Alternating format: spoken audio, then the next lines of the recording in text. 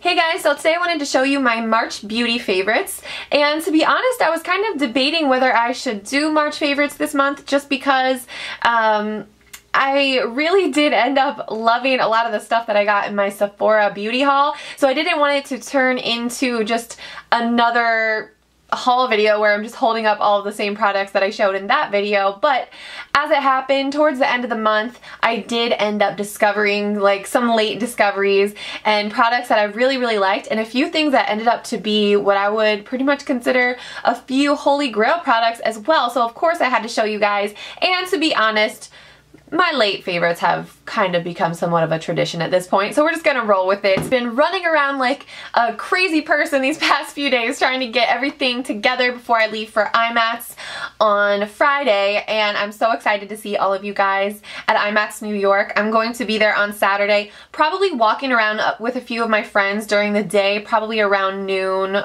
to 1 or something like that. And then for the rest of the day you can find me at the Liberty Republic booth where I will be hanging out, booth number 712, and I'll be there from 2 p.m. to 5 p.m. So I hope you guys all stop by and say hello to Jordan, Liberty, and I, and I'm really happy that I have a little kind of a home base, because in the past I've been wandering around trying to find people. They've been like tweeting me, "Where are you?" I'm like, "I'm right over here by the concession stand," like just trying to find people, and then you end up missing people, and then I always feel bad when I don't get to see someone. So it's kind of nice that I will be in one spot for a good chunk of the day for those couple hours. So please stop by and say hello. Can't wait to see all of you guys there. I'm so excited, and just a warning, I'm a hugger. Also, please bear with me while I figure out why I decided to cut bangs. So usually I do like to save my lip products, my favorite lip products, for the end of the video, but I thought I would switch it up today and show you guys these two NYX lipsticks to start off. And I believe these are both two newer shades from their matte lipstick line,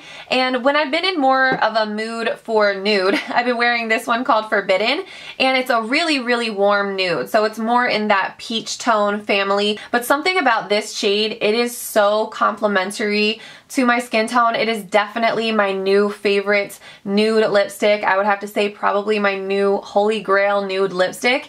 It is just beyond gorgeous. It is the most luscious color. It would work so beautifully with like really bronzy skin or dewy skin or a smoky eye. I mean, it's absolutely perfect. I love this color. And then this one is called Couture, which is when I want more of just an everyday natural pink. This is the one that I have been reaching for, and it's so pretty because it's light and it's natural, but it's not boring at the same time. It kind of brightens up your face a little bit without being too bright. So I would definitely recommend this one to anybody who's looking for a really good lipstick just for every day, maybe school or work appropriate as well. I would definitely recommend checking this one out. So Couture and Forbidden. And this is one I have not actually had a chance to show you guys yet, I don't think.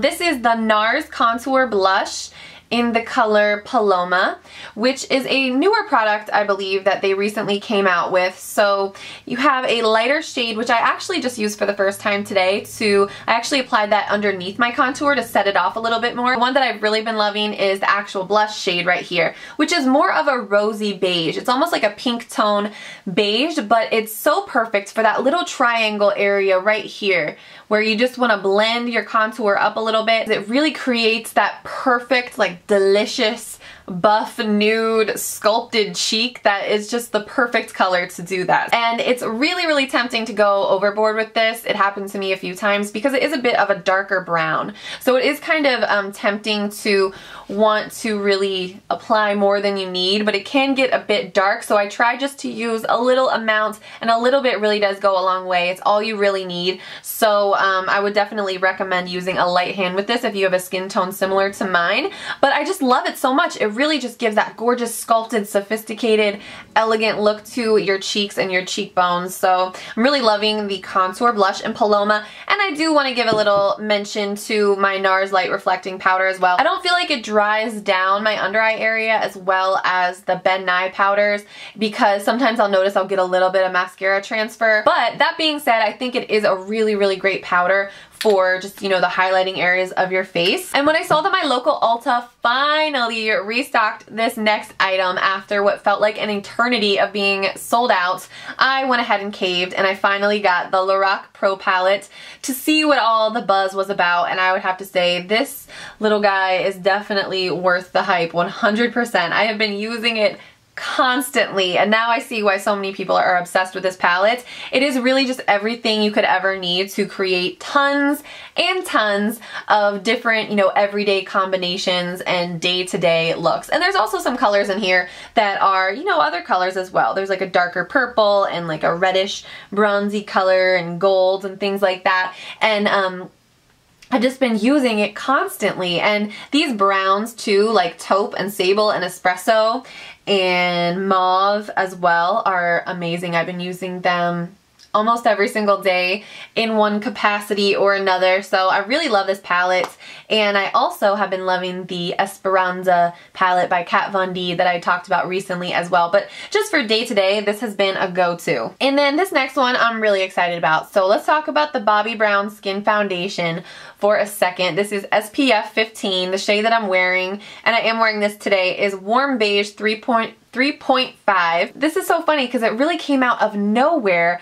I just randomly decided to try this, and then when I mentioned it in a video, so many of you guys in the comments said, "Girl, that is my holy grail foundation. You are gonna love it." And it just seemed to come out of the woodwork because I really had not heard that many people talking about it before. I don't even remember people recommending it to me before. So I tried it and fell in love with it. I love this foundation. I've been wearing it absolutely all the time. Anytime I wear a liquid foundation, I've been reaching for this one lately. It is amazing. The coverage is so versatile and buildable, and it just is so natural looking. Like the finish of it looks like natural skin, but you can really build it up and just kind of buff it in certain areas where you need more coverage, and it just flawlessly covers all of my imperfections. And it's really a bit of a thinner foundation. Sometimes thinner foundations can tend to show off imperfections in the texture of your skin more so than the mousse foundations that I really love,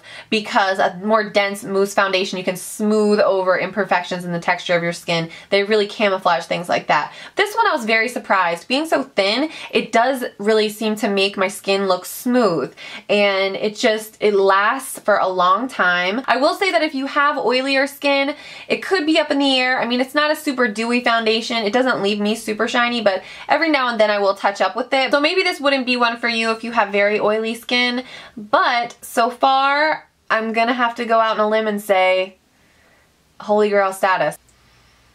Okay, so next up is actually an oldie but a goodie. This is the Tarte Lights Camera Lashes Mascara, which I haven't talked about in a very long time because I really did fall in love with Benefit They're Real, and that was my go-to high-end mascara for a long time. But I did recently go back to this mascara, and it has a very, very thin wand, which I always thought was funny because I typically don't really like these types of mascara wands too much. They're just very, very thin and bristly. Nothing super fancy about it, but I'll tell you what, this stuff is crazy. Like, it really does make your lashes look like you have false lashes on. I have a pair of false lashes on today, but they are very, very light, very natural falsies. I am trying to go on a false lash diet.